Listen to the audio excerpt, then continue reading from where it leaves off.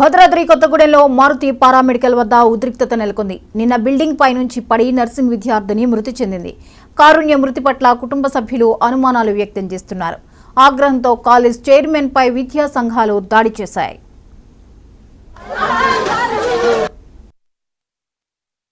Better treatment ఉందా మీ అందరూ ఉన్నదా చెప్పండి. సార్ ఇప్పుడు అసలు ప్రాణం ఉన్నదా లేదా అనేది క్లారిటీ కావాలి.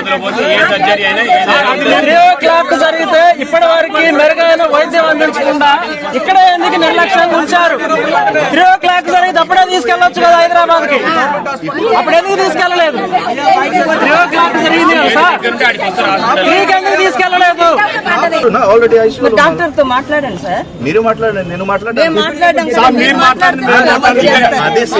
చెప్తారు. ఇక్కడ ట్రీట్మెంట్ బెటర్ ట్రీట్మెంట్ అమ్మా మీకు తెలుసా? ఇక్కడ బెటర్ ట్రీట్మెంట్ ఉందా మీ అందరూ ఉన్నదా చెప్పండి. సార్ ఇప్పుడు అసలు ప్రాణం ఉన్నదా లేదా అనేది క్లారిటీ కావాలి. 3 o'clock జరిగితే ఇప్పటి వరకు మెరుగైన వైద్యం అందించకుండా ఇక్కడ ఎందుకు నిర్లక్ష్యంగా ఉంచారు?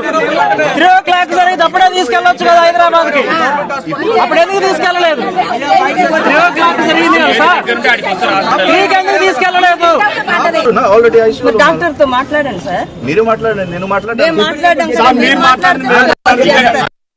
చెప్తారు. ఇక్కడ ట్రీట్మెంట్ బెటర్ ట్రీట్మెంట్ అమ్మా మీకు తెలుసా? ఇక్కడ బెటర్ ట్రీట్మెంట్ ఉందా మీ అందరూ ఉన్నదా చెప్పండి. సార్ ఇప్పుడు అసలు ప్రాణం ఉన్నదా లేదా అనేది క్లారిటీ కావాలి. 3 o'clock జరిగితే ఇప్పటి వరకు మెరుగైన వైద్యం అందించకుండా